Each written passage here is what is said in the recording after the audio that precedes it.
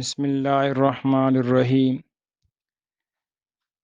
اس کائنات کا سب سے بڑا خوشی کا دن وہ ہے جب نبی اکرم صلی اللہ علیہ وسلم دنیا میں تشریف لائے۔ 12 ربیع الاول حقیقت میں نبی علیہ الصلاۃ والسلام کی وفات کا دن ہے۔ راج قول یہ ہے کہ نبی اکرم صلی اللہ علیہ وسلم کی پیدائش کا دن 9 ربیع الاول ہے۔ بہرحال یہ ربیع الاول کے حوالے سے ہمیں چاہیے کہ نبی اکرم صلی اللہ علیہ وسلم پر کثرت سے درود شریف پڑھیں، آپ کی سنتوں کو اپنائیں، آپ کے اخلاق کو اپنائیں اور بری رسموں سے، بدعات سے، خلاف شرع کاموں سے، ڈھول باجوں سے، اسراف فضول خرچی سے، مخلوق کو اذیت دینے سے اپنے آپ کو بچائیں۔ ڈھول باجے تو ہمارے دین میں جائز ہی نہیں۔ نبی علیہ الصلاۃ والسلام فرماتے ہیں کہ مجھے ڈھول باجے ختم کرنے کے لیے دنیا میں بھیجا ہے۔ اس لیے نبی علیہ الصلاۃ والسلام کی ولادت کی خوشی میں ڈھول باجے بجانا یہ شرعاً ناجائز ہے۔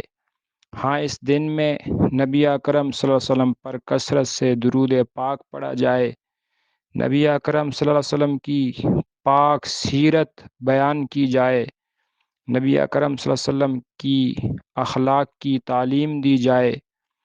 نبی اکرم صلی اللہ علیہ وسلم نے ساری زندگی لوگوں سے دکھ اٹھا کر بھی لوگوں کو دعائیں دی ہیں۔ جن لوگوں نے آپ کو اپنے ملک سے نکالا، شہر سے نکالا، مکہ سے نکالا، نبی علیہ الصلاۃ والسلام نے فتح مکہ کے موقع پر ان کو بھی معاف کر دیا۔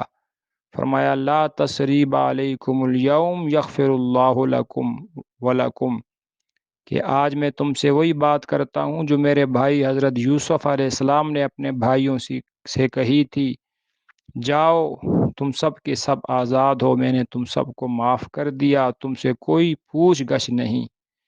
تو ہمیں چاہیے کہ اپنے پیارے نبی صلی اللہ علیہ وسلم کے اخلاق کو اپنائیں، محبتیں جو ہمارے نبی دے کر گئے ہیں ان کو مخلوق میں تقسیم کریں، نفرتوں کو مٹائیں۔ آج مسلمان کو اذیت دے رہا ہے، تکلیفیں دے رہا ہے۔ ایک شاعر نے کہا فرصت زندگی کم ہے محبتوں کے لیے، جانے لوگ کہاں سے لاتے ہیں وقت نفرتوں کے لیے۔ تو ہمارے پیارے نبی نے ہمیں محبت سکھائی ہے، مخلوق خدا کے ساتھ، اپنوں کے ساتھ، پرایوں کے ساتھ محبت کریں، ہر ایک کے حقوق ادا کریں۔ آج اخلاق کی بہت زیادہ کمی ہے۔